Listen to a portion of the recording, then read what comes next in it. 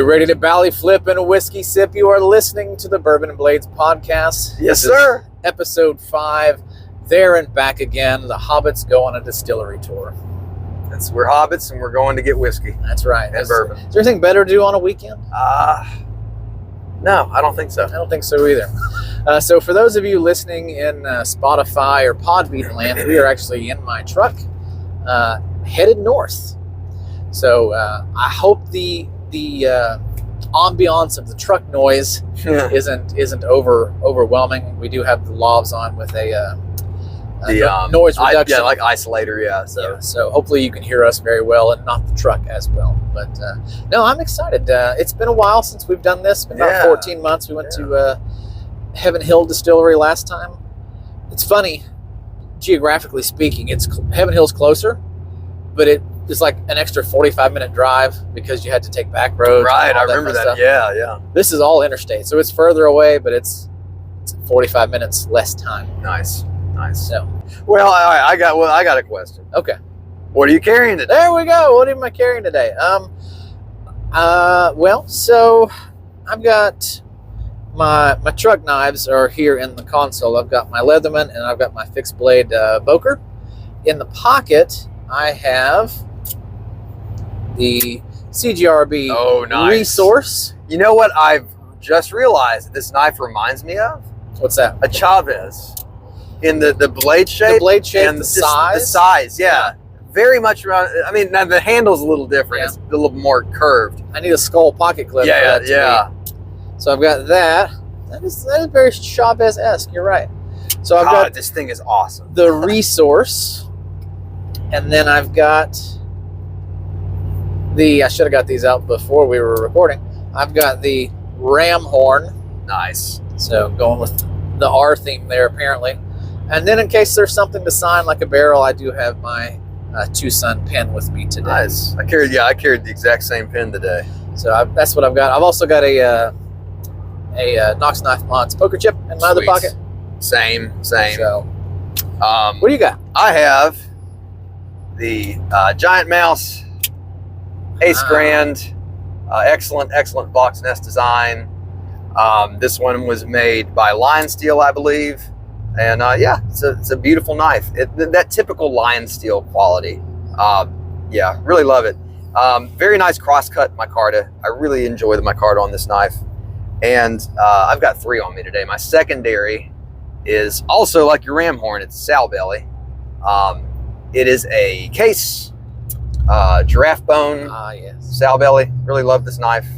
It's an elegant knife. I attended a wedding yesterday, and this was the knife I chose to carry just because it's very pretty, and it still has that kind of Western aesthetic, which is something that I appreciate. It's very eloquent. Not eloquent. Idiot. Elegant. Yes. His knife It's a well-spoken knife.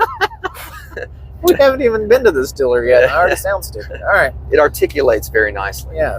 And then lastly, in the back pocket here, I have the Black Void Opus. I haven't seen that knife in a hot minute. Yeah, I haven't carried it in a minute. It's a great back. I kind of regard it the same way I regard my Microtech Ultratech, that it is an excellent back pocket knife. Very, very beautiful design, very elegant design from Justin Lundquist. It's just a real beautiful knife. Something, I guess I'll share this here now, if this is cool with you. Sure. No. I think you were going to ask me something. I'll wait for you to bring it up. I don't know. A lot of cool stuff happening right now, guys. Sorry, go ahead. No, I was going to say, so we've done a pocket check. What about a bottle check? Yes. What is something you're looking forward to today? Because we're going to make a stop at Buffalo Trace first to hit the gift shop up just to see what they've got. Right. I've been watching the predictor this week, and based on the predictor, it's either going to be Weller Special Reserve or Eagle Rare. Right. And hoping for Eagle Rare. Weller Reserve I can do without. Yep. Thank God the Blantons went yesterday, because I didn't want to get up here and it be Blantons. Yeah, so, for real. Yeah. If it's not, what's their pricing on Blantons when they have it? 63. Damn, man. Even at 63, I'm like, nah, dude, I can't do it. But I mean, there's a part of me that says like, Weller Reserve's $30. I mean, that's not bad, but if I'm going to buy Wellers, I'd rather spend the $90, which it's supposed to be for the 107. What is 107 going for in stores? Like $150. Damn, good grief. Or if you go to this one place off, Cedar Bluff, it's $350. Oh, yeah. Old Scroogey. Yeah. Boy, that name now really fits. I know, Scrooge right? McDuck. I mean, he's like, I'm counting my money, Oh, God. Got that swimming pool money. Yeah. Stupid. Anyway, so if they don't have Eagle Rare today, because the percentage was like, it's 63% Weller, Yeah. 29% Eagle Rare. I think BT. Yeah. They've got some other things there. They do have I forgot about this. They do have a pre-made old fashioned. Okay. Kind of like Heaven Hill had. They had the bartender's handshake, which was really good. Yeah. And you can only buy that at. I might get some of that for my dad because he likes an old fashioned. I wonder, if it's not too bad, I might get some of that for him. I wish we could try it while we were there, because we tried the bartender's handshake at Heaven Hill. And then when we tried it, I was like, oh, fuck, that's great. Yeah. And I was like, I got to get one of those. So I ended up buying one of those while we were there. By the way, real quick, guys, for folks who are listening to the audio, I'm sorry for the constant knife deployment sounds. This knife that I'm holding is just so fun to flick. I'm done now. So we'll ixnay the knife deployment sounds. I had my Hyper at work yesterday, my Kaiser Hyper, and it's just an adult fidget toy. That's how this thing is, man, And so I just held the button lock, like click, click, click, click, click, click. And one of the ladies I work with, she was like, what is that clicking sound? And so I put it in between my middle and ring finger and flicked it open and just did one of these numbers at her. I was like, shut up. So, because I mean, it was toward the end of the day, and I was just like counting the minutes down to where I could clock out and go home. So I guess once we'll talk about what we're expecting at Heaven Williams. Heaven Williams. I swear I have not been drinking. It is only 9 a.m. That's the issue. We're used to shooting these at 1 o'clock in the morning. Oh, dude, I'm telling you, we're on the other side of the spectrum now. Yeah. Gosh, we don't do well early in the morning. And I'm a morning. We're both morning people. Morning people. Yeah. So anyway, is the thing that I'm supposed to reference the thing that's happening tomorrow? Yeah, that would be okay. I'm so excited. I'm so stoked for you. Like I'm a proud parent, but I'm also a jealous best friend. Like I'm so glad that you've gotten this opportunity, and I hope that this pans out and it's everything that. What's happening tomorrow? So I have had the opportunity to join the team over at Primo Knives, and I'm very excited about it. Of course, Primo, we've had them on the podcast. Our good friends, John, Cameron, and Kate, which John and Cameron came on the podcast. They both do the knife making. Kate kind of helps run the business along and does a lot of the social media and stuff like that, which John's also very involved with too. They both run all that stuff. So it's a really tight-knit team over there, and they recently had an opening, and I saw on LinkedIn, and I shot John a message. I said, man, I would love to interview for this if you're open to that. And he was like, oh, hell yeah, absolutely. And we sat down and had lunch and had a great meeting, and so I'm excited to come in and just help them around the shop. Obviously, my background as a modder, I have some experience with sharpening on belt systems. He uses a Tormek to do some of his sharpening. I don't really know my way around a Tormek, but a lot of the foundations are there. So anyway, I'm excited. I'm excited to, and again, I'm excited to just be in that environment. I'm happy to do any kind of work in the environment of a knife shop. So it's going to be cool. Just really looking forward to it, and really looking forward to working with all of them. So yeah, guys, I already share a lot of Primo stuff on my Instagram. You'll probably be seeing more of that now. But yeah, otherwise everything's darn. Oh no, how dare. Beautiful knives. Go to Primo Knives' Instagram page and look at their sashimi sword. The thing is crazy. Yeah, it's insane. Beautiful. It's stunning. It is absolutely beautiful. Go check that out. But anyways, that's kind of my big news. I'm really excited to be joining them full time, and yeah, man, just seeing where it takes us. So yeah, Yeah, big thanks to John and Cameron and Kate for having me on the team. It's funny, like our next segment that we were going to do, is I kind of wanted to talk current event things, Sure. Current event being you're starting a new job tomorrow. Yeah. How exciting is that? Oh, yeah. Also current events, the eclipse just happened. And for those of you that live in the Knoxville area, which, I don't know, we didn't get to see it. No, it's just total cloud cover. I had to use a photo editor on my phone to try to get a better image, and it wasn't that great. But there were some, because we were only in like... It was one of the better ones I saw, though, because it's just like you just couldn't see it, Yeah. But we were only in the 89% totality. It wasn't like Texas. 6.5 years ago where we were in the 99. Yeah. And I'll never forget that my youngest son's due date was the day of the eclipse. Oh, wow. And we actually had to pull him about a week and a half early because he was so big. So he was only a week and a half old when the last one happened, and we were in the 99% then. So that was really cool. So I have a memory of that versus this one where it got a little darker. Yeah, that's about it. It got cooler, like it's significantly cooler. But that was about it. That was the only real thing that I felt was a temperature change. So yeah, I felt bad because my son was like, he was really excited to see it, and it was like, well, I'm sorry, buddy, like it's not it's happening, but we can't see it. And then he was like, and he kept the rest of the day, he kept being like, when's the eclipse gonna happen? I'm like, dude, it already happened, buddy. Yeah. Well, when's the next one? Like 20 years from now. So, and that's funny because the next one is going in like the opposite direction from Mexico to Maine. This one's going from Washington to Florida, and it's going to pass over Disney. Oh, okay. And so people are flipping out about making reservations at Disney in 2045. Oh boy.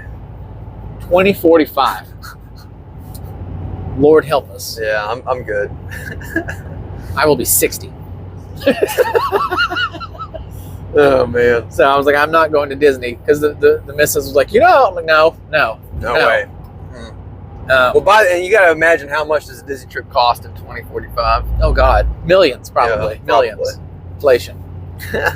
Oh man. So no, I thought, we kind of missed out, but I saw pictures and videos. There are other YouTubers clearly that we follow, and a lot of the YouTubers I follow are hunting or fishing related. And one of the guys was out fishing that day, and he had planned on being out fishing that day, so he was on the water. Oh, nice. And filmed it. Just like freaking out. He was like, "This is the craziest thing." He's like, "The crickets and the bugs are going nuts." So we were on the water for the one in 2017. Yeah, and we had the same experience. Like all the animals just start like going a little haywire. That's cool. He's like, the fish were not biting all day. He's like, but right after the eclipse, all the fish came up to get the bugs that were on the water, and he caught like dozens of fish within minutes after the eclipse. And he was like, all right, there's some science there. Speaking of animals, we saw an elk. Oh yeah, that was dope. So it's funny because you know more about the information, but I knew that we had elk in that area that we were passing through near Oneida. Yeah. But I've never seen one, and we've even talked about when you're taking the route to Big South Fork to go hiking or whatever you're going to do out there. There's signs for the elks. There's signs for elk crossing. Elk crossings. Yeah. And I'm like, man, I would love to see. And that was the last time we've been out that way. It was probably that was when we did the Devil's Cave hike. That's 14 months ago. Yeah. I'd love to see an elk. Yeah. So we saw one today, just hanging out on the side of the road, man. Young bull. By the billboard. By the billboard there. By the billboard. Yeah. So that was funny. Really cool. Beautiful creatures. Would you hunt elk if given the opportunity? I think so. Just one. Yeah. Like, I'm not a trophy hunter. No, I don't do it for the rack. I don't do it for the sport. I do it for the food. Yeah. Most of the time, our farm, we have a ton of does, and you got to do doe management because, most does, when they give birth to fawns, they're typically more does, and you end up getting a crap ton of does, and like you need bucks. Yeah. And so I will do doe management, harvest a doe or two every year. Keep one for myself, and normally use the other one to give out as Christmas presents. Like, you want some deer meat? So no, I typically just do it for food, but it's in the wedding agreement that if we ever do go west for a trip of some sort, that I get to hunt a pronghorn. Yeah. And that will be probably the only thing I ever mount. Now I do Euro mount the bucks or just the skull and the antlers. But I said if I ever get a pronghorn, an American antelope, that I'm going to do a full shoulder mount on, because nice. They're beautiful animals. But to people out west, they're like, we hate them. They're everywhere, which is like for us with whitetail here. Like people from the west will come here to hunt whitetail, and I'm like, why? Dude, yeah, it's endemic. Yeah. Almost. So they're like, they don't find any sport in it out there because there's millions of them. Yeah. And they can just like sit on their porch and just got one, Yeah. But I don't have that. So like going out there to do that would be the only like trophy. I would still eat it. Now most of the time, from what I've seen and heard people talk about, like with pronghorn, you don't want to freeze it. You basically want to eat it that day. Oh wow.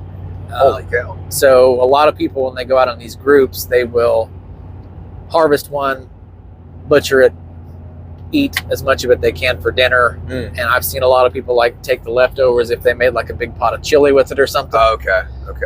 And take it to like a homeless shelter or something. Okay. And give it away. So that may just be the YouTuber thing where they're trying to do a good thing. Sure. But a lot of the guides out there are like, nah, it's better fresh. It's not one of those frozen. And I get that, because there's fish that are the same way.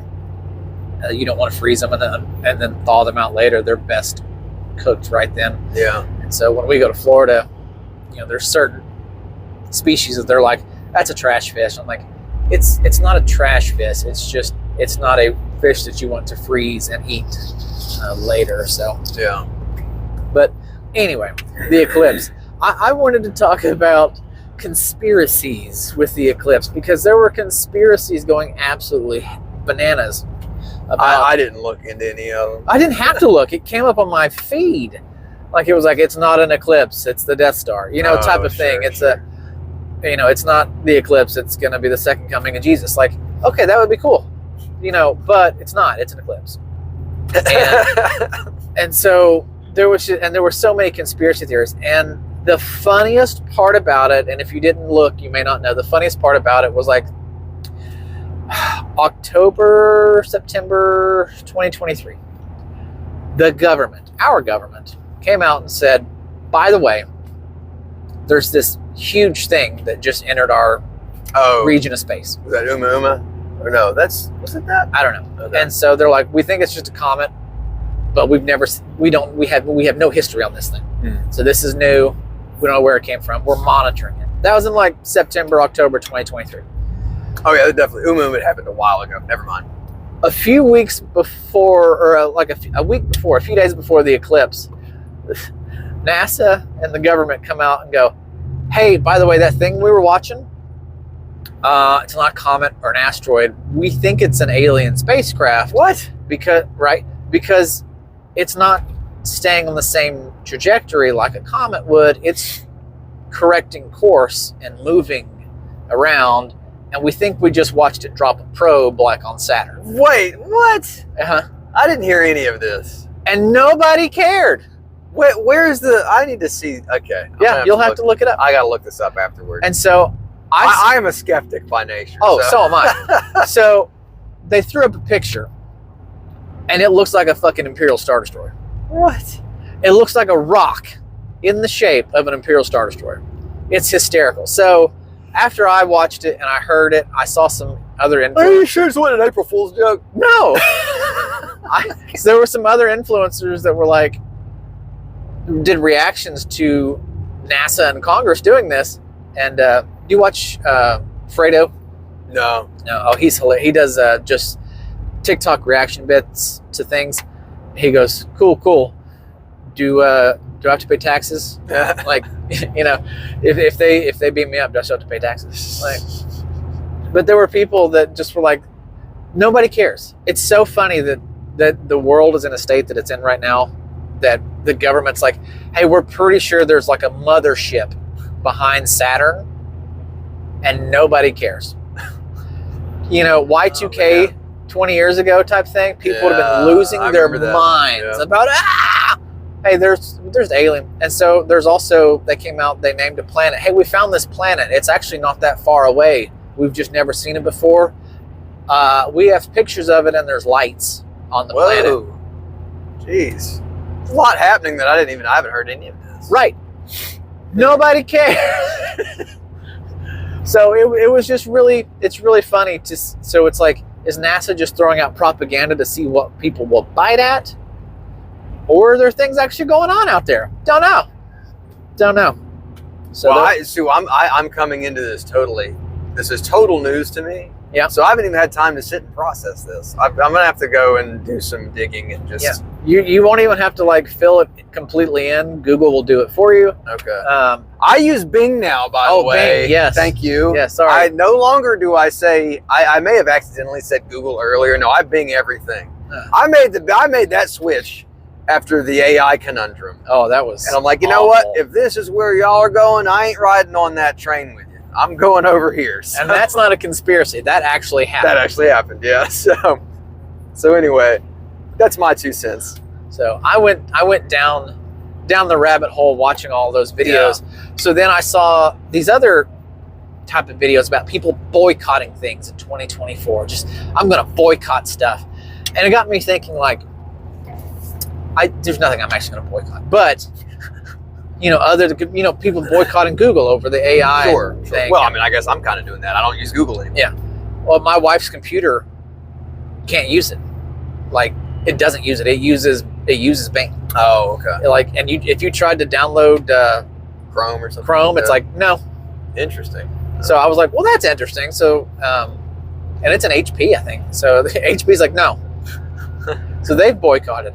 So it's just funny, some of the boycotty things. And so I took a moment, and I'm going to say mine while he's thinking about his, unless you've already got some. There's 2 things I would really like to boycott. If I could just, and I can't believe it's one of them I just can't believe is still a thing. Littering. Oh, yeah. Yeah, absolutely. What the fuck is wrong with you people? Like, every mile or so on the interstate, there's a gas station. Throw your crap out there. Not right there. Not right there. Not right there. Throw it away. We drive. It takes such little effort. Right. Like, you took more effort to have the thought of, I'm going to throw this out on the interstate, roll down my window, make sure there's no cars around, that I don't hit anybody and piss somebody out. Oh, here's a good spot. Other than when I get home, I'll just put this in the trash receptacle, the thing that's meant to hold it.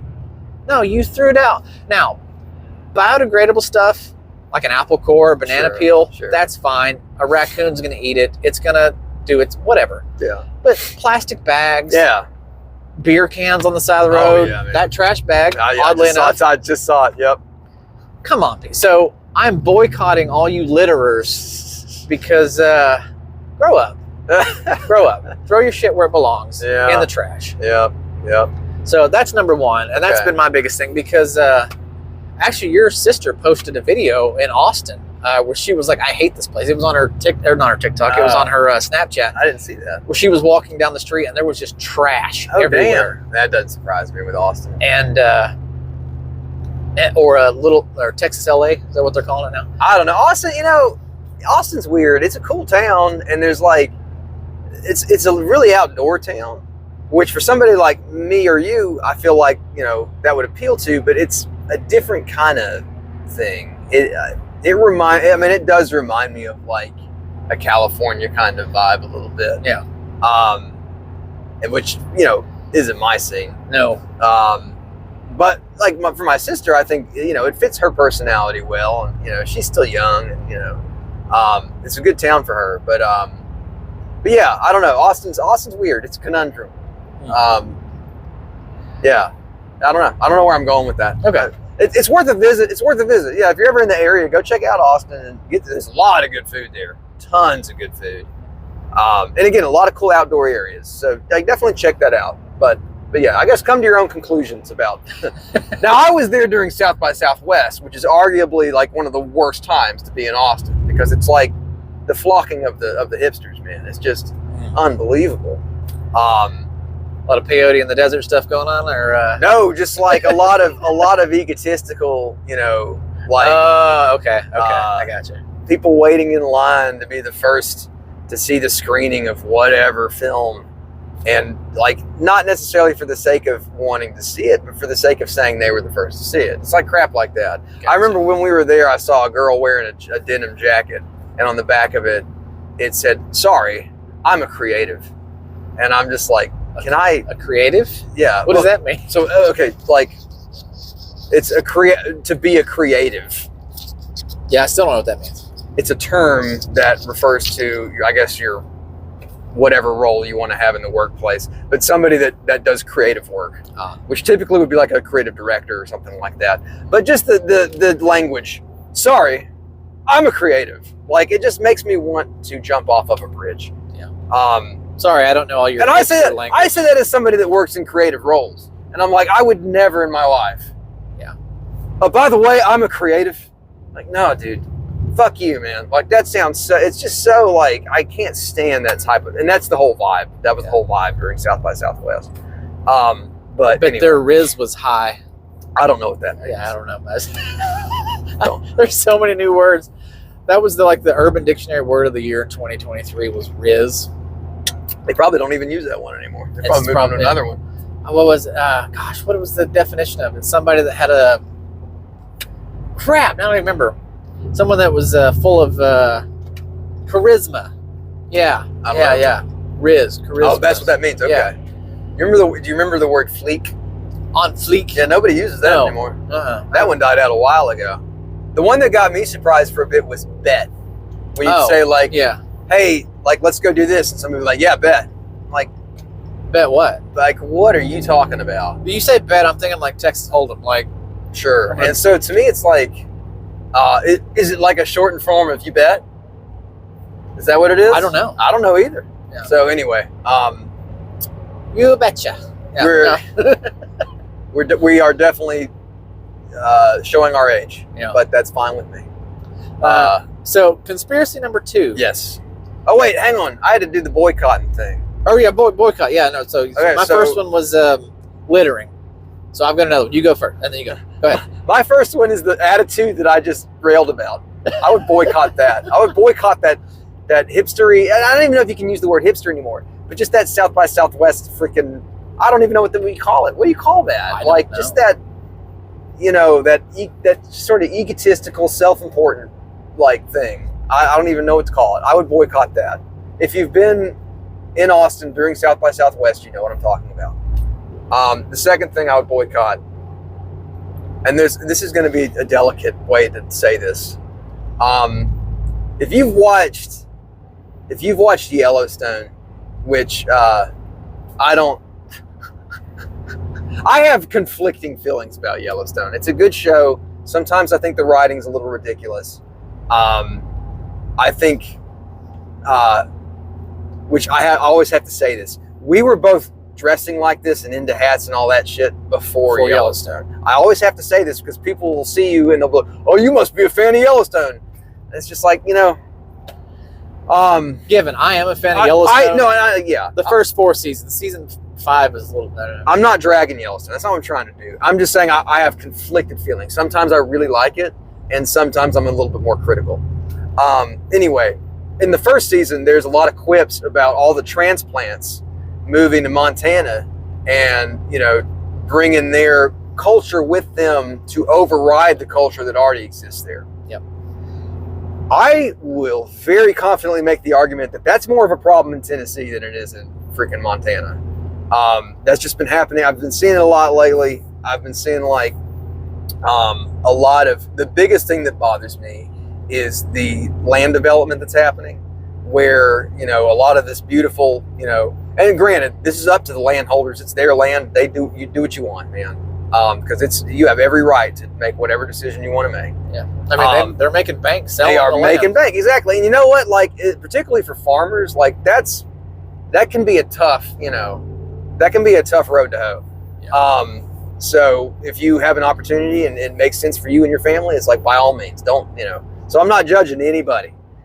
It just bums me out when I know that the people that are buying up that land are like investment firms or something that are looking to make a really cheap neighborhood build. Yep. And all of that's going to get bought in by folks who are probably moving here from places that aren't local. Meanwhile, all the young people that are already live here, they can't afford to buy a house. So it's just this thing that it's like this cycle that I don't even know how you break out of it. And the worst thing too, I was driving, I take this route pretty frequently, but it's the back way if you're coming from Farragut back to Powell. Yarnell. If you take Yarnell, and at some point it hooks left, and then you get on Hardin Valley. Right. Yarnell goes up a ridge. Yeah.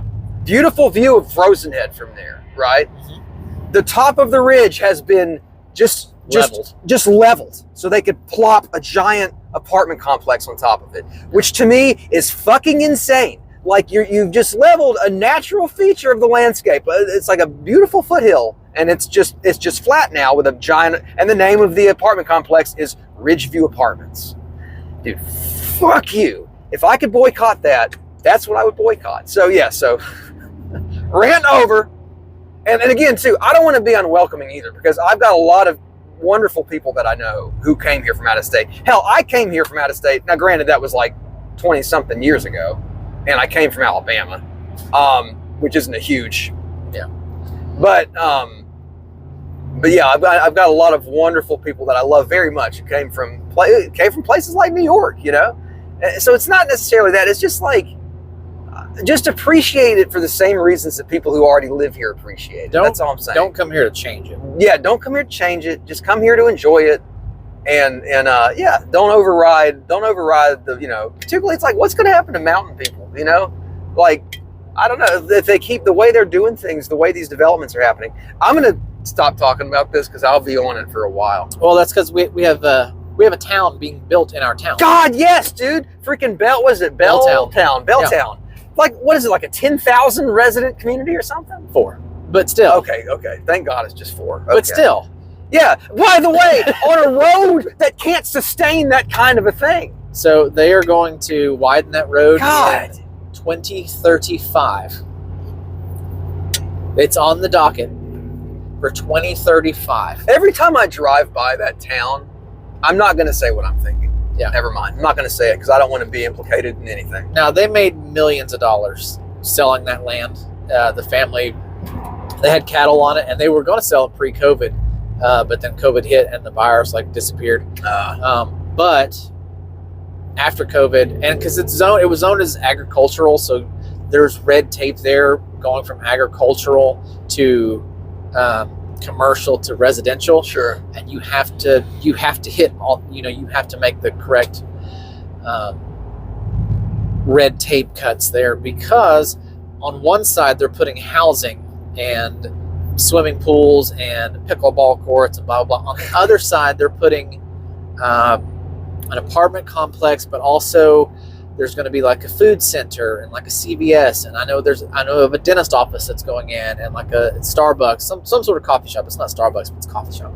And they're putting in a glorified retirement thing. Yeah. It's like you must be 55 and older with no kids to live in this condo, this section of the condo. Okay. And they had some term for it, I can't remember.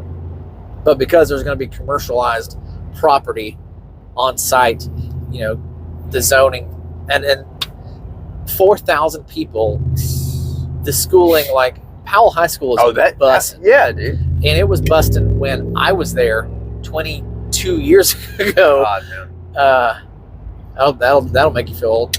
When there was 400 people in my graduating class. And there's so many more people that live in Powell now than then. Yeah. I can't imagine. And I mean, we've got 3 public elementary schools and 2 private elementary schools. So 5 elementary schools in Powell. 1 middle school that they doubled the size of a few years ago. And the high school that's been the same size since 1976. So they're going to have to do something about the high school too. Yeah. So just to narrow that down, don't come to Tennessee and try and change it. Just come and enjoy it. Exactly. So, you're welcome here. Yeah, but come enjoy it. The other thing I would boycott, and this may lead on a whole train of just awfulness, is war in general. What the fuck are we doing? It is 2024. I can talk to somebody in Sweden. Hey Vic. Oh wait, I don't want to say his full name. Hey, EDC Nord. And like have a conversation.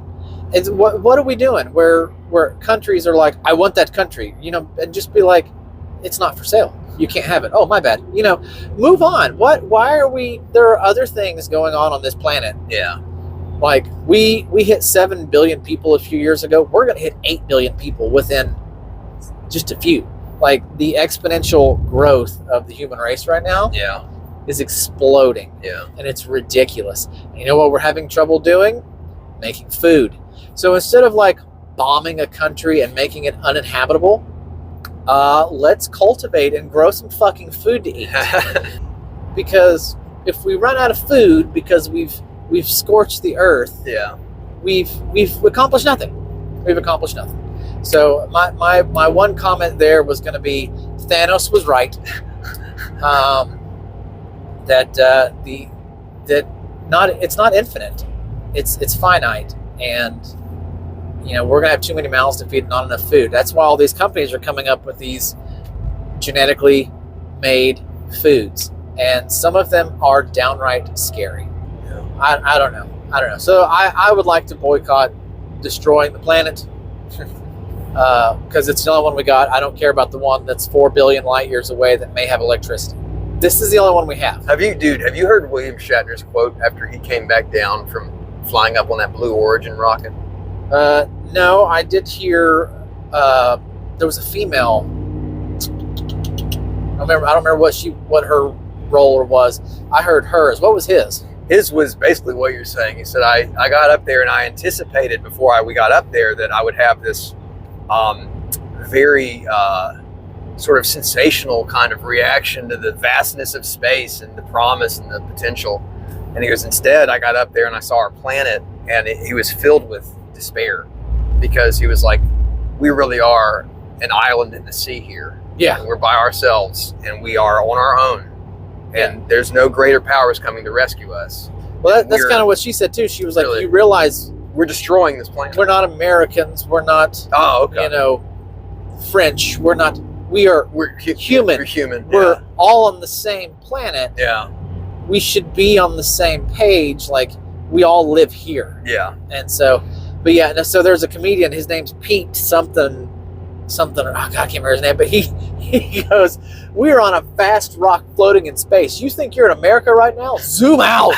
Like, we all live on this rock, this floating rock in nothingness. And the nothingness is expanding, He does a whole bit. It's really funny. I'll have to look that up. But that's good. He's like, zoom out.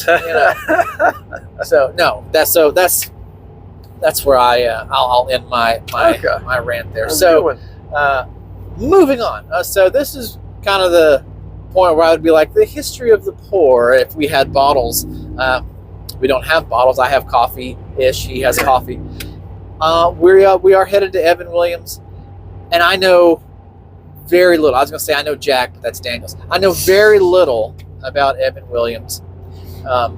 We're both fans of the Bottle and Bond. Other than that, I don't really know. I don't know the history. I think it used to be across the street. Now it's on this side of the street. I mean, I know nothing. So we are going to learn a lot more while we're there. So maybe our next sit down, I can do an actual, a better in-depth history of the pour with whomever our guest is, whether it be Johnny. We should be getting one with Johnny here pretty soon of Tennessee Cutlery. So that'll be good. Yeah. But so you brought up Arrival, so I want to go back. Sure. I want to go back. Movies, man, I love movies. Yeah. There hasn't been a good movie in a while. I disagree. I mean, there's not been an epic, amazing movie in a while. I mentioned this, I think, on the last podcast, or one of our last longer videos. I really love the new Dungeons and Dragons movie. It was just fun. I haven't seen that. You got to watch it. It was fun, just fun entertainment, man. It was a good time. And I don't want to use the term blockbuster because blockbuster has its own mathematical, formula. Right. But now I like the Avengers movies, but for me, that's not like a cinematic, that's not a movie. Yeah. And not to sound like Martin Scorsese, but he said they're not movies, they're theme park rides on film, which is he's not wrong, but like a movie. Now, we saw Oppenheimer last year. Oh, the Oppenheimer. There you go. That was a great. Well, there you go. Yeah, that's a great example. That movie. Yeah. But like since then, there hasn't really been one that I was like, this was and I can't think of a good term for it. I think the idea though of theater-driven movies is kind of dying. Yeah. One of my favorite channels to watch that does a lot of content on film and television shows is well, I guess you should say streaming shows now, really, because nobody really watches cable television anymore. Is Red Letter Media. They're really funny, and they do film reviews and they do show reviews, but and they all have a film background. They all went to film school and stuff like that. But they've brought up statistics about the current, like the current generation that's growing into adulthood. Like 18 to 25 year olds. Yeah. The vast majority of that demographic does not go to the movie theater for anything. And they also don't watch, they don't even watch streaming shows anymore. They're more interested in short form content. TikTok. Like TikTok, right. Which is interesting to me. It's like, because to me, they have no attention span. Well, you can't tell, like, how do you tell a powerfully written narrative over the course of a minute? You can't. You can't. So yeah, that is kind of, again, though, I don't want to be coming in as the old crotchety person. I'll do it. Sure. I always say, I don't want to do this, and then I do it. Yeah. But yeah, you're sacrificing narrative for the sake of, I guess, like this immediate gratification. Well, and I'm not going to throw like Russell Crowe under the bus here, but or just in front of the bus, but like Gladiator. Yeah. Phenomenal. Great movie. Scale movie. Absolutely. What was the other? Cinderella Man. Oh, I love Cinderella Man. Right? That was my favorite Russell Crowe movie for a long time. So good. Yeah, that's a great movie. It was a sleeper a little bit too, but it was so good. Yeah. I mean, so again, it's not a blockbuster mindset, because I don't think Cinderella Man hit that blockbuster success. I don't think it did either. But it was a phenomenally made historical piece. Yes. It wasn't flashy. It wasn't over the top. It didn't have ridiculous CGI. I mean, it was a well-produced film. Yeah. And I miss films like that in general. Yeah. I guess so. Arrival would be an example of one, since you brought up Arrival. Yeah. Well, you brought up Arrival. Well, I did, and then you called us back to it. Yeah. That's the train of talking about Arrival. Yeah. No, Arrival is a great one, and So before we go any further, yes, what is your favorite genre of film? Ooh, that's tough. There's no way to say this without sounding like an absolute dork. I like fantasy. I just do. Because when it's done right, when it's not done right, it's a fucking nightmare. But however, when it's not done right, it also makes for great, like, bad movie night stuff. Example, the first Dungeons and Dragons movie.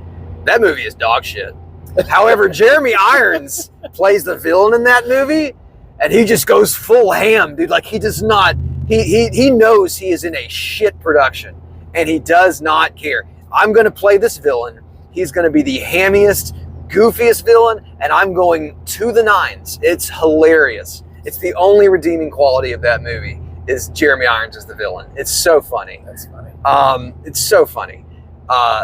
So yeah, that's the example of how bad fantasy can get. 80s fantasy can be a lot of fun though. Like the movie Excalibur with Patrick Stewart was in that movie. Yeah. Oh gosh, y'all know all the those big are 80s like ones. Cult classics now. Yeah, well, like what's the big ones, like Labyrinth. And I love Labyrinth. And like the Black Cauldron an 80s one? Oh, I don't know. Anyway, you guys get my point. So yeah, I'm a fan of fantasy. Obviously, Lord of the Rings are the S class in fantasy. I like the Hobbit movies. I'm sorry, I like them. I mean, they're not great. I can tell you they're not great. I just like them. It's just they're again. If you're coming from the perspective of, I've said this so many times. If you're coming from the perspective of like, I want to consume some pulp, entertainment fantasy, then the Hobbit movies are good for that. Are they accurate to the books? Hell no. To the book, I should say. Hell no, they're not. But if you want to be in Middle Earth for a little bit and be entertained, He'll disagree with me. I think they're fun. And lastly, the new Dungeons and Dragons movie is it's a blast. It's a blast. So aside from fantasy, then the only other one I would say would be like sci-fi. I do like sci-fi, and I like drama too. Honestly, I'm less drawn to that. Because the drama, it's got to be there. There's got to be something in the preview, or if there's got to be some historical reference. Yeah. Like Dunkirk. Did you watch Dunkirk? Oh, I love Dunkirk. Like, dude. God almighty. That movie is fantastic. Christopher Nolan. Here we go. You can always count on him. So things like that. But so fantasy, yes. The Lord of the Rings. I enjoyed the Harry Potter films as well. There you go. I think those are good. I think those were very well made. Yeah. So there are things like that. I did not like Pacific Rim. Didn't like that. Fantasy, but didn't like that. So there's kind of. So what's your favorite genre then? End of the world disaster movies. Oh, interesting. Okay. So that's a mixed bag. It is a mixed bag. So more recent type of movie that came out, and it came out in 2019. It was supposed to be in theaters early 2020, then COVID hit, so we didn't get to see it in theaters. So I ended up red boxing it, I think. During COVID was Greenland, and it had Gerard Butler in it. Yes, I haven't seen this one. So good. If you like end of the world disaster scenario movies, Greenland was phenomenal. So going on things like in that category, it was goofy, and it was really bad. So this is like, some things are good because they're bad. Yeah, absolutely. If you saw 2012, yeah. Like, other than Woody Harrelson being in it as the comic relief, it was not a good movie. But hey, I mean, have you heard about that movie that came out? I guess it was like 1 year or 2 years ago, about the moon. Yeah, I've heard that is one of the greatest bad movies ever made. Hilariously bad. I want to see it for that reason and just have a bad movie night. So when I saw the previews for it, because the previews have nothing to do. Moonfall. Sorry. Yeah, Moonfall has nothing to do with the movie. Like the previews are like, the world's ending, and we need to, or then the moon is getting closer. It's causing tidal issues, and that's the preview. Yeah, right. Yeah. And then you go to like actually watch the movie, or you read about what people, when the movie came out, and you're like, what the fuck was that? It's just so left field. Yeah, I was like, okay, now I don't want to see it. But I was trying to think of some others, because I went on this end of the world scenario. Yeah, so what's the one where maybe it was The Day After Tomorrow. Day After Tomorrow. Yeah. That's a good one. The Creator came out last year. It's kind of along that lines, where AI. Right, but that's more. Yeah. That's more better. It's a higher. Would you agree that it's like a higher level? Oh, wait, hang on. Wait. Am I thinking of the same movie? You haven't seen it yet. No, I haven't. Yeah. Maybe I'm not thinking of the same movie. So AI takes over, and yes. Okay. You had kind of a mixed response, didn't you? I did. Yeah. I did. I mean, it was a good movie. There were bits and pieces I was like, but overall, end of the world scenario type thing, really good. Okay, cool. Going back to Christopher Nolan, though, Interstellar. Oh my God, yeah, great movie. Come on, they don't make movies like that anymore. Well, Christopher Nolan does. I know, but Christopher Nolan makes some phenomenal movies. Although the only movie I haven't seen of his is Tenet. Have you seen Tenet? No, I haven't either, and I don't know a lot of people that have. It's weird. Tenet kind of. We need to make a point to watch that. I know. I've heard a lot of mixed stuff on Tenet, but I'm still very curious about it because, like, from Memento onward, I love all of his movies, and Inception for me, Oh, Inception was my favorite movie for a really long time. When I rewatch it now, spins the top of the end of the movie, and you're like, wait. There was too much. Yeah. I do feel like there was just so much like discussion around that movie to a point where it reached kind of ridiculous levels. Yeah. The point you have to go, it's a movie. Yeah, remember, it's a movie. Yeah.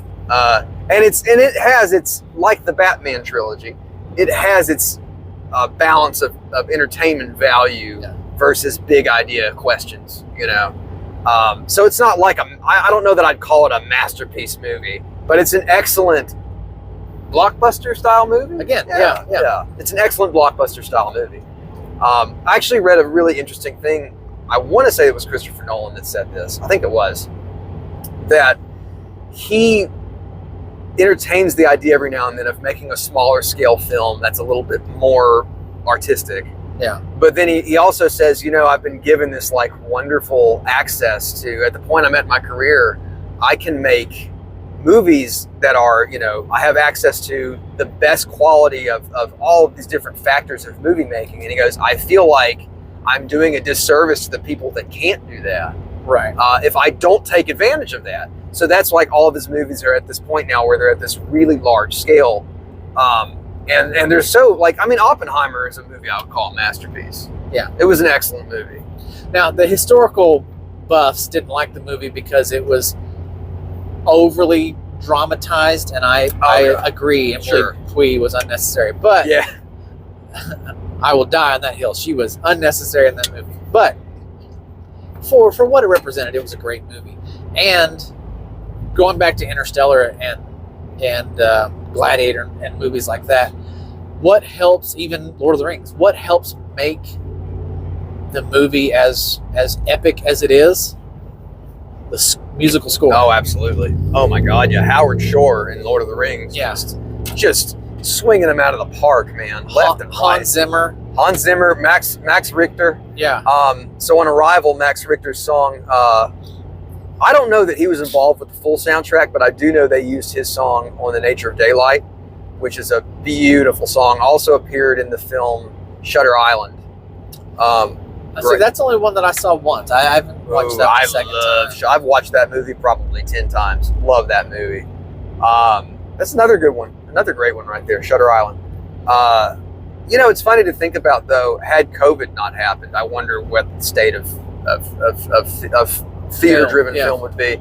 I almost wonder if COVID precipitated, the next generation's. Well, because everyone was at home. Everyone was at home, and TikTok was really starting to blow up right around then, wasn't it? Yeah. So people doing at-home cooking and at-home how-tos and things like that. But anyway, so I made a little list here of like Hans Zimmer. Yeah. He did Interstellar, Gladiator, Dune. Yeah. The Dune 2 soundtrack is apparently up for like so many Oscars. I haven't. Is that out yet? Dune 2? It's out. Have you seen it? No. Well, so I want to rewatch Dune. Okay. Because I'm a big fan of the books, and I thought the first movie was perfect. I've never watched the David Lynch Dune. I've always been curious about it. I've watched a YouTube video about it, and it sounds so insane that I don't know I can handle it because I'm not a David Lynch fan. I have respect for what he does. I'm just not a fan personally. I don't know that I can handle it. So I've only seen the original. I've only seen the current Dune. I need to rewatch it, and then I'm going to see Dune 2. So Dune, Inception, these are all still Hans Zimmer. Okay. Dark Knight, Da Vinci Code, The Pirates of the Caribbean. All of this is Hans Zimmer. All of those are Hans Zimmer. Amazing soundtracks that just help amplify his scenes of the movies. His what am I trying to say? He incredibly prolific. Yeah.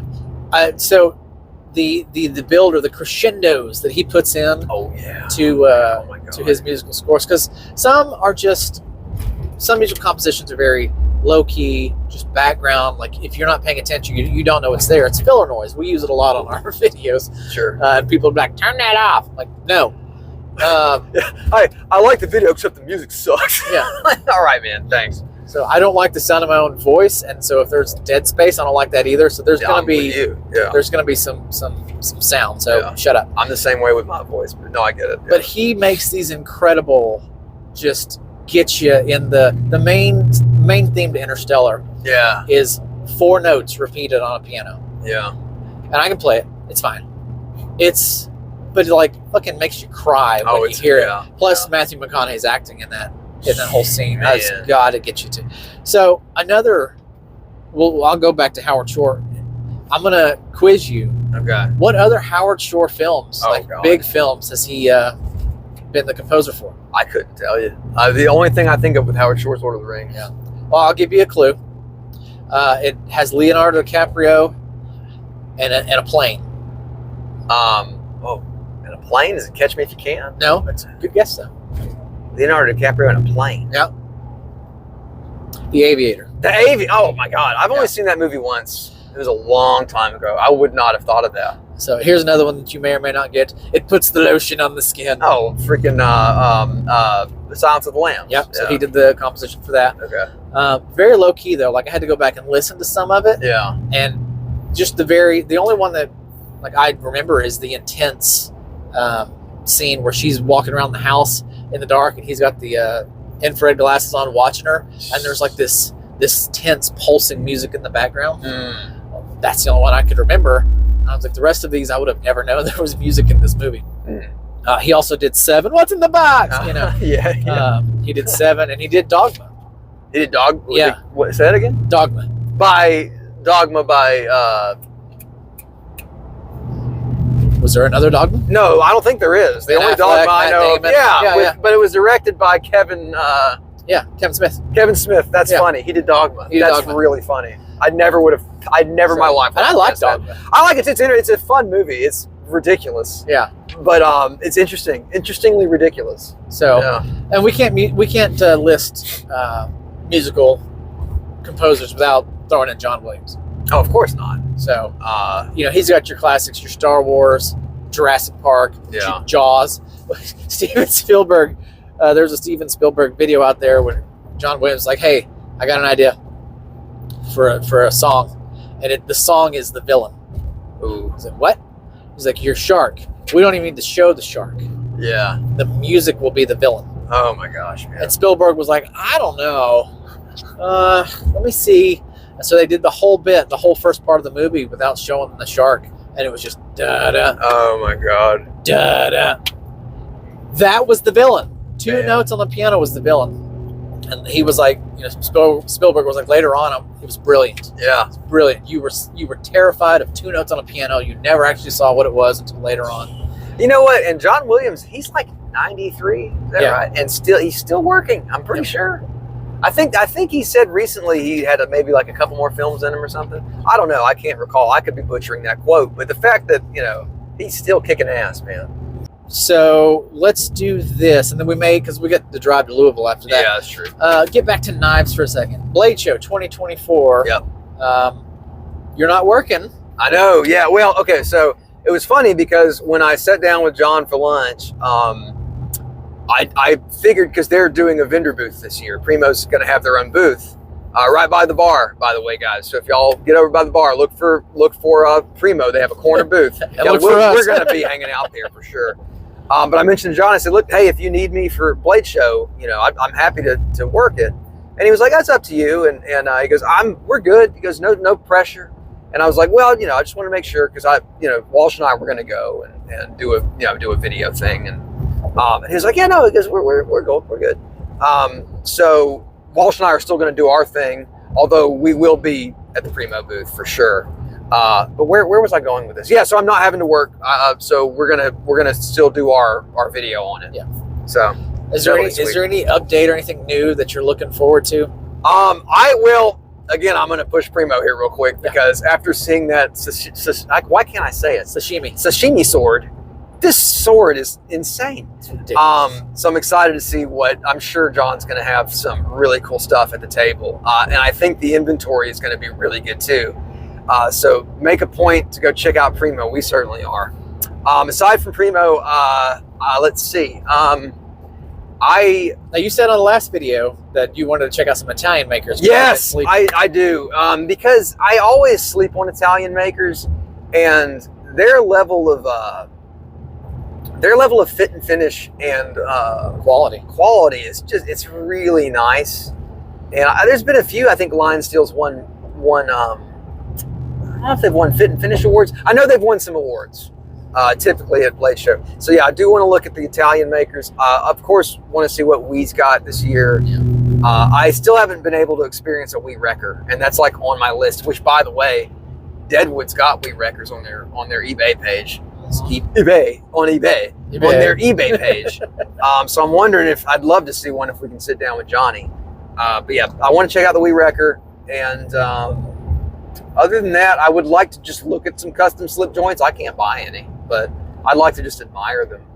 I'm still want to look at some Medfords. Like I don't know if I'll be able to afford any of them, but like what is it? Odin's toothpick. Have you seen that thing? I haven't seen that one. Good God. It's like 4 feet long. It's folder.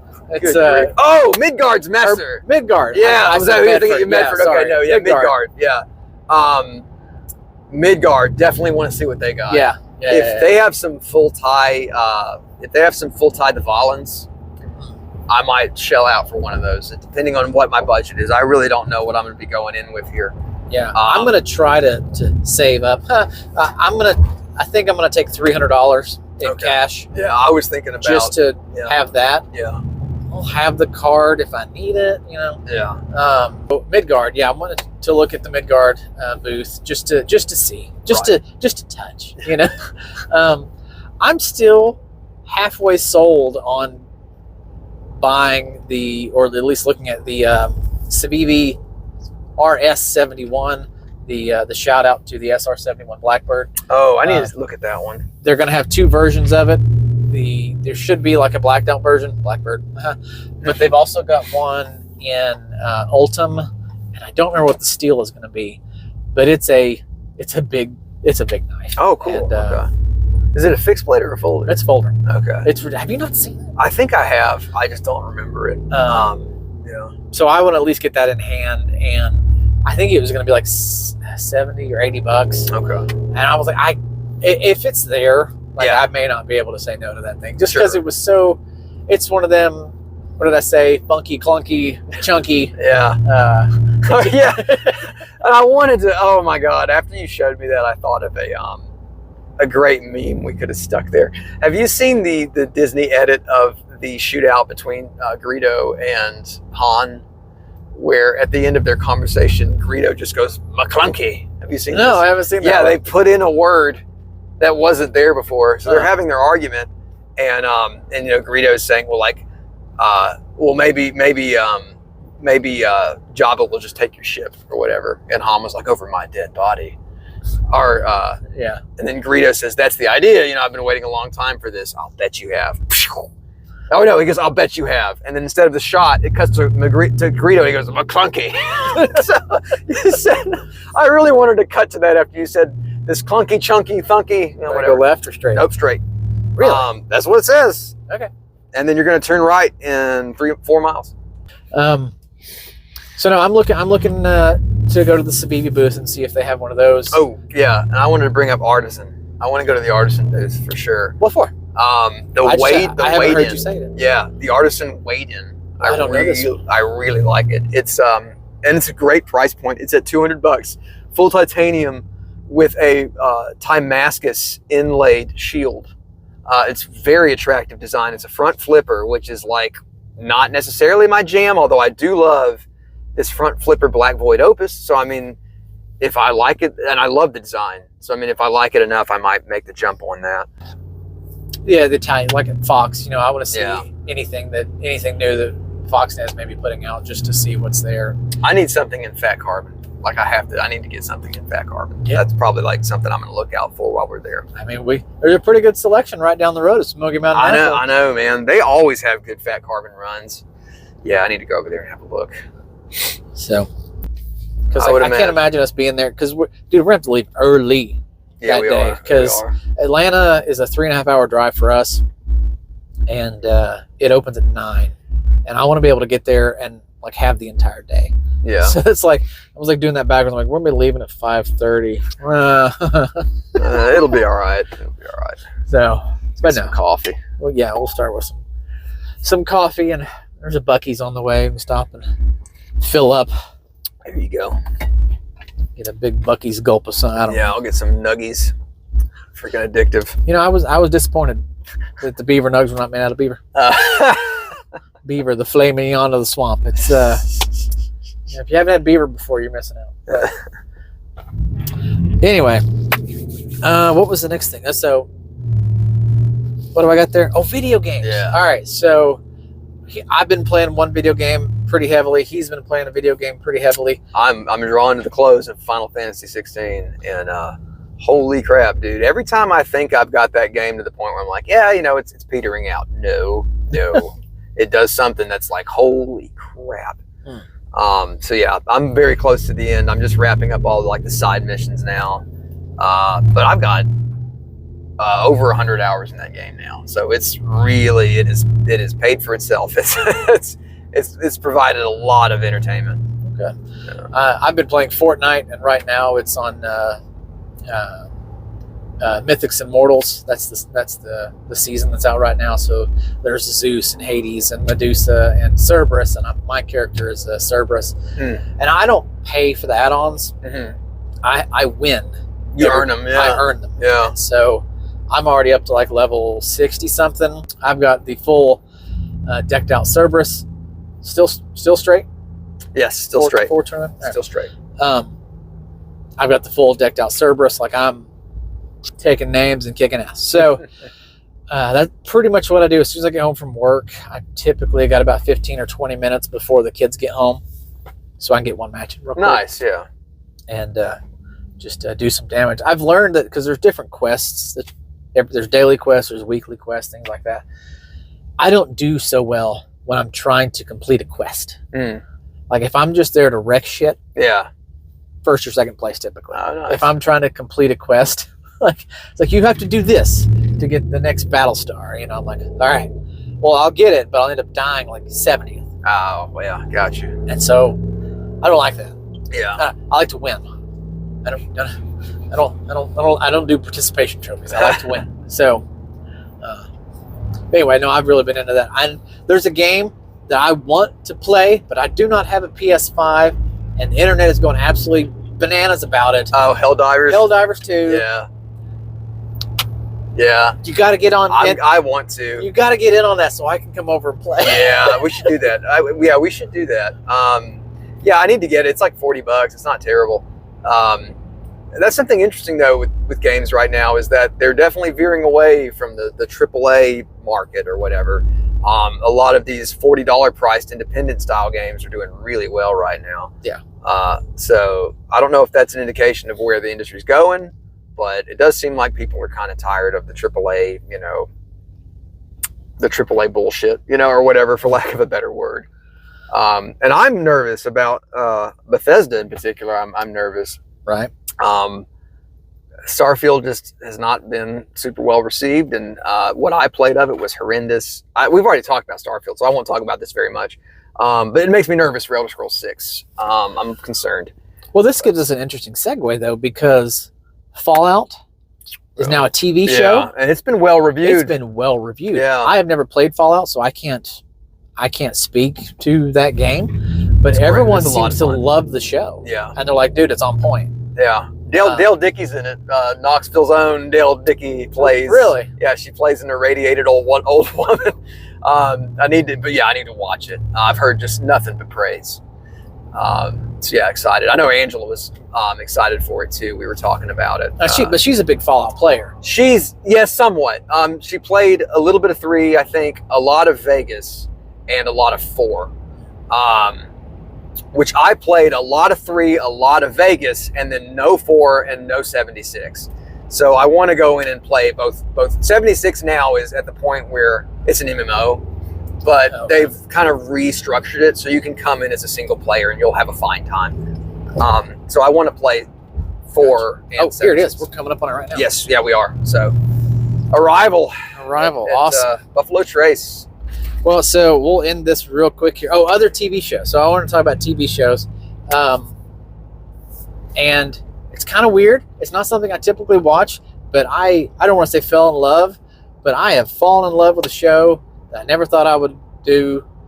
Welcome to Wrexham. Oh, yeah. And I've tried to get him to watch this. So it's about Rob McElhenney trying to buy a European soccer team or soccer club, football club. He didn't have enough money to do it, so he enlisted. He's like, I need A tier money. He's like, I need that God tier money. And so he went and got Ryan Reynolds buying a soccer club. And it's not one of it's not The Bachelor. It's not one of these, like, what are those type of shows called? Overly produced? No, it's what's it called? Reality? Yeah, it's not like a reality TV show. They actually put money into this, time into this, and they just film what they do. And so you get to know the players and their families, and they interview fans, and the entire Wrexham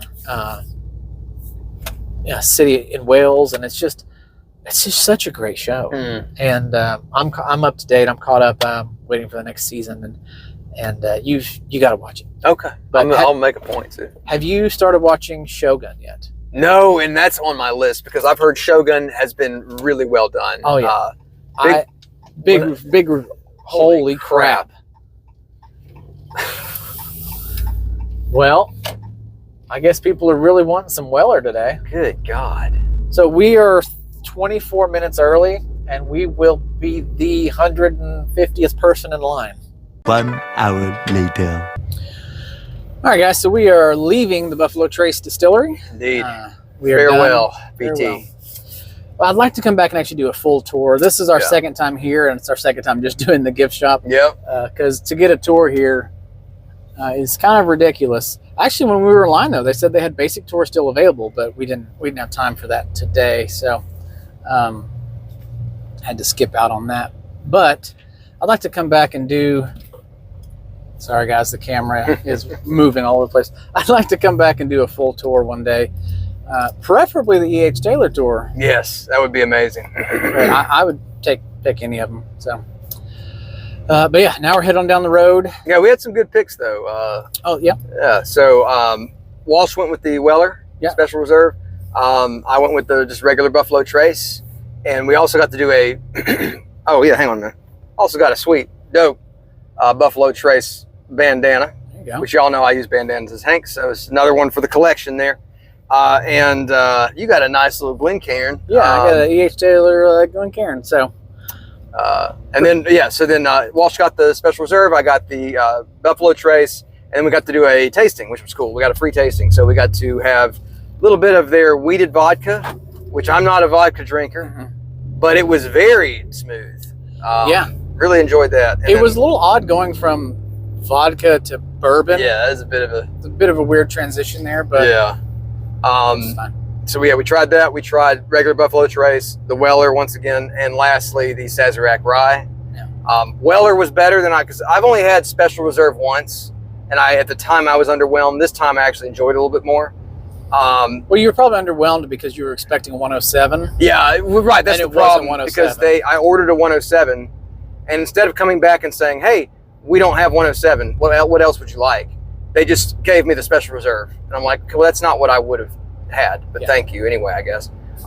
So that may have influenced my judgment. But no, this time I enjoyed it. And the Sazerac Rye was pretty good. Pretty good. Better than I remember. Better than I remember. So yeah. So I might have to get a bottle of that sometime. That may be just because I'm used to or accustomed to punchier ryes. Yeah, exactly. And this is a much more mellow. It's very mellow. Very chill. Yeah. So all right. So I think we were talking about new video games and new TV shows. Yes. So I think that's where we kind of not necessarily ended, but that's where we were at. Yeah. So I spoke briefly about Final Fantasy 16, but I'll say that that game, if you have to like the JRPG genre, but if you do, that game is fantastic. It's fantastic, and every time you think, oh, I'm kind of in a lull, it as soon as you get through whatever the lull is, it picks right back up and just keeps the narrative and the action going. So really interesting story, a lot of philosophical kind of dialogue in there, fate versus free will, and what was the other? Oh yeah, kind of some Carl Jungian psychology in there, some stuff about the shadow. It's a pretty good game. It's an excellent game. I'm very happy with it. But other than that, I haven't been playing anything new. I know, again, I'm back on Final Fantasy, but Final Fantasy VII Rebirth came out a month ago, and I haven't picked it up yet just because I don't have the time really to play it right now to the extent that I'd like to. But that's on my list. Is there anything coming up that you want to check out? Video game wise? Yeah. No, I just want you to get Helldivers 2 so we can play I know. I need to do it. Sorry, the camera is being absolutely nutty right now. I know anyone listening to this isn't going to notice, but people on YouTube are going to notice and be like, what are y'all doing?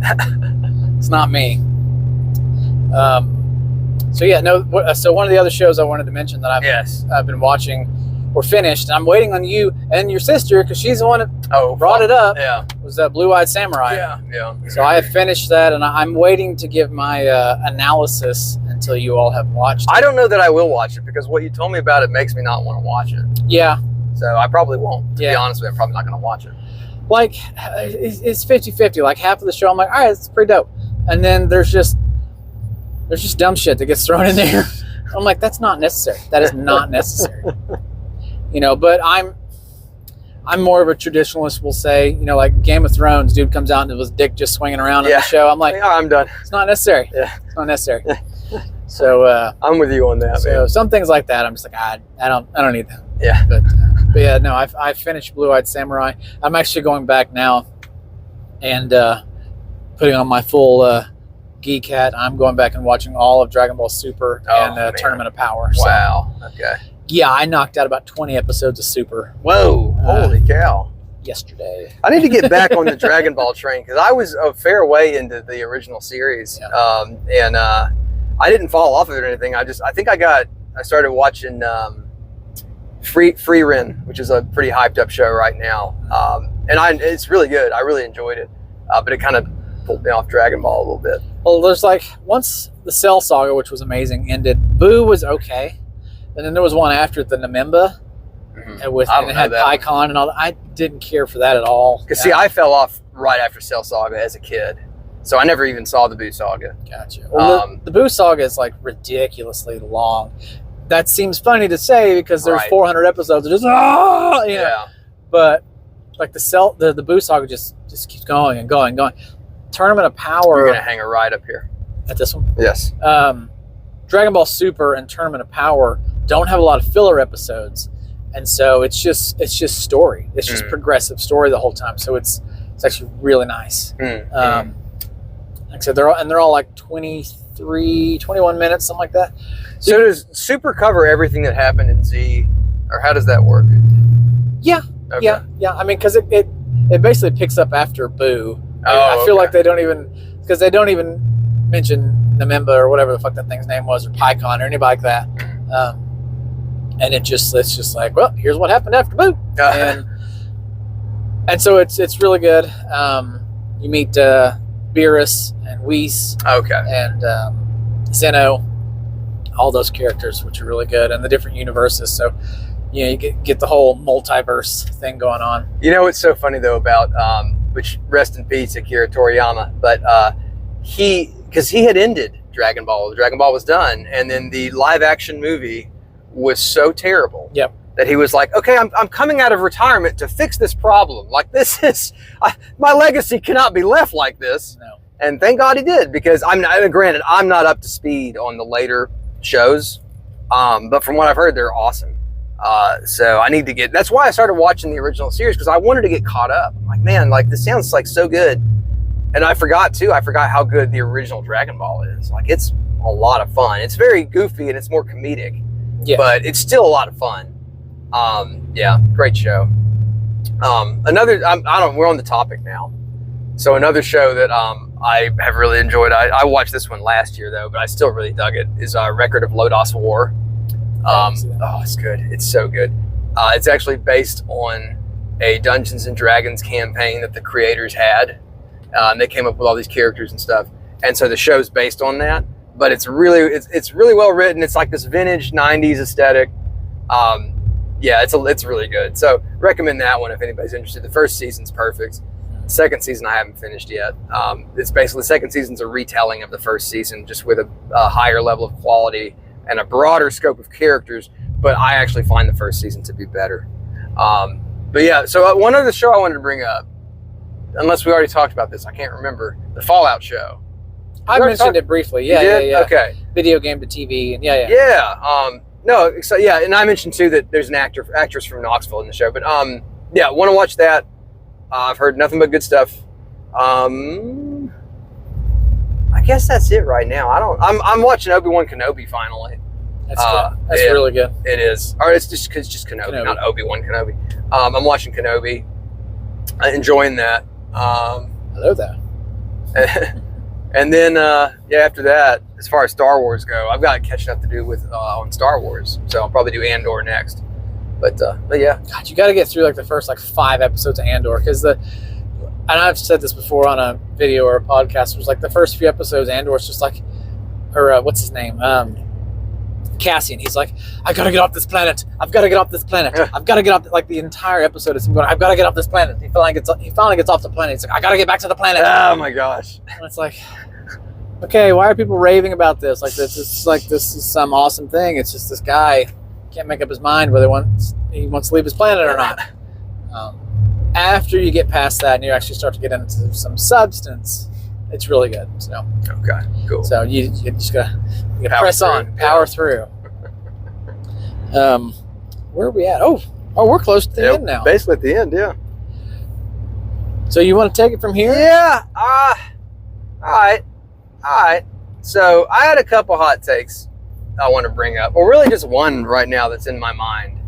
And I've spoken my piece on this. Oh boy. Yeah. This is a handle material discussion. Oh, okay.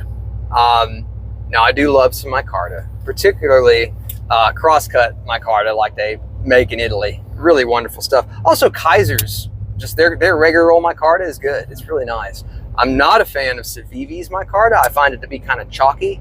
But yeah, G10 to me has always been my handle material of choice because there's a lot of companies that can make G10 with a texture that is similar to micarta. For example, Civivi made the Snex Vision FG with an ivory G10 that feels like micarta. I even said it was micarta. Yeah. It's not. It's not, yeah. So that stuff's really amazing to me. And G10 is a little bit more durable than micarta. However, in real world application, you're not gonna tell a difference. You're gonna be fine either way. But you know, under insane levels of stress or heat or something like that, G10 will hold up better. And pressure as well. But yeah, so that's, I guess, kind of my hot take. I like G10 more. I feel like micarta is a more popular option. But what about you? So I'm gonna go. I know you're a micarta guy. I am a micarta guy. G10 is more practical. The wear and tear resistance is going to be higher. But if I had to go to favorite handle material, period, bar none, it would be burlap micarta. Yeah, burlap micarta is nice. Yeah, it's so nice and not polished, but like the raw. Yeah, because I've seen some slip joints come in the polished version. Yeah, but no, just the raw burlap micarta has such a great texture, such a great feeling to it. Yeah, it's very grippy without being overly coarse. Yeah, I guess is a good way to put it. I just prefer burlap micarta, but I understand the function and the long-term use of G10. So, gun in my head, it's going to be burlap micarta. Nice. Okay. But I understand. Now, the one thing I will say is at the bottom of my list is just straight up carbon fiber. I'm with you on that. And you know, it's a lot of people, I don't know, like now the fat carbon fiber. Right. That's an exception. Layered. Yeah. Textured. Layered. Yeah. Yeah. But regular old, I guess you call it like lightning strike carbon fiber. Yeah. I'm a fan. I'm not a fan. I'm with you. I think that it's just kind of, I don't know. It just doesn't excite me. You're hanging a left on 151 here. Okay. Oh yeah, we're gonna go to the interstate over there. Cool. But that's a good one. That is a good one. Right. One other thing I wanted to bring up though. Okay. And this is something we've talked about before. More affordable steels. So I actually, I was going to bring this up earlier, but I have a wallet that my mother-in-law gave me. It was very sweet of her to give it to me. It's a titanium, Ridge wallet. But I'm just not, like, I like my wallets to be made out of natural materials. And, good gosh, the freaking bourbon's coming back on me. So I decided, I work with leather all the time with my job. And I was like, you know what, why haven't I just made my own damn wallet? Like, why haven't I done that? Because I can do it. Slacker. I know. It's like ridiculous that I've never done that. So I decided to finally make my own wallet. So this is made out of, it's got a front pocket, a back pocket, and a main pocket there. And it's made out of a Montana buckskin for the inner pockets. The outer pockets are using a burgundy, I think it's called Merlot leather. These are all chrome tanned, so it's not, the same level of stamping or not the same level of quality that you get from something like, Lancelot leather. That's going to be awesome stuff. And his stamp work is just unbelievable. But just for me, to just jam my cards in, this is pretty darn useful. Anyway, my point being, I had to get some very, detailed cuts in order to cut this leather properly. And I was working from home. I wasn't working from my studio like where my job was. Now that I've switched jobs, where my job used to be, so I was having to find some proper knives to use to do some very detailed cuts, and I actually ended up using the HCR 13 MOV minimalist cleaver that you got me forever ago, and it was perfect. Straight razor. It was perfect. Yeah. I just used the corner of that cleaver, and the cuts were perfect. So again, I just, a tool's a tool. If it's sharp, it's gonna cut. Exactly. And that HCR 13 did the job for me. Now, granted, that edge won't hold forever, but you know what? Like, it'll sharpen up back pretty easily, and it holds long enough. It's not like I have to break a rock in half with it. So yeah, it did all of these cuts, did an excellent job. Yeah, so I was pretty pleased with it. So yeah, again, it's not so hot I think for most people it's a hot take, but y'all have heard us say this before, that a great knife in HCR 13 MOV is still going to be a great knife. It's not going to be a lesser knife just because it's in that more affordable steel. And I'll say this too right now, is that if more designers were making, I guess, high level designs with more affordable steel, I would 100% still be on board, especially if it brought the price down. Right. So yeah, but everybody's jumping on the MagnaCut train. Oh yeah. But like, when are you gonna? How are you gonna sharpen that if you're out and about? I don't. If you're out and about, it's like, well, you can't. HCR you could sharpen on a ceramic mug, or like it wouldn't be that hard to get it back to sharp. But yeah, I don't know, man. So just a thought. I think it'd be really cool. There was a while ago, like a few years back, where Dmitry Sinkovich was making designs for Kershaw at the $50, $40 price range, and they were very well thought out designs. I believe it was the Kershaw Atmos. Very clearly a Sinkovich design with HCR 13 and coming in at an affordable price. So yeah, just I don't know. I'd like to see that again. I feel like that's kind of died out. So anyway, it's another hot take. I think that's all I got right now. I kind of got a hot take or kind of a complaint. All right. In watching David C. Anderson or whoever that goober is on Blade HQ now, when they talk about budget knives and they go, budget knives, under $100. When did that change? Yeah, when did that become budget? $100 is still $100, man. That's a chunk of change. Yeah, that's not, and DCA was a little bit better about it because he said it, I think, in one video, and I don't know if the comments like lit him up or whatnot, because like the next video he was like, I think I misspoke. Budget's like 75 and under. So like he walked it down a little bit. Okay. But the Blade HQ guys were like, yeah, $100. No, see, to me, budget's $50. $50 and under, man. That's budget. And there's a lot of companies that offer stuff in that category. Yeah, well, you've got your Wii, Civivi, Syncut. Syncut, there you go. Syncut, yeah. Syncut is now their budget because Civivi has gone up. Yeah, CJRB offers knives around that price point, don't they? Yep. Yeah, and then also QSP. So they're all Chinese makers, but still, it's going to be a quality knife. So yeah, there's plenty of $50 and under. So when you're talking budget, I agree with you. Like, that should be your price point. Yeah. I need to get. Because I've been on a tighter budget lately. I need to get back in that. We'll get there. Nice. Well, anything else we want to discuss or opine upon before we call it? No. I don't know if he'll make it this far or if he's even still here. Mark. Oh yeah. We're missing you, buddy. Where'd you go? You were like our consistent commenter. Mark was our one loyal commenter. Oh man. Well, I'm sure he'll be back around. Yeah. Anyway, guys, thank you again for joining us. And until next time, stay well. Take care of yourself. And we'll see you in the next video. Peace, guys. Take care.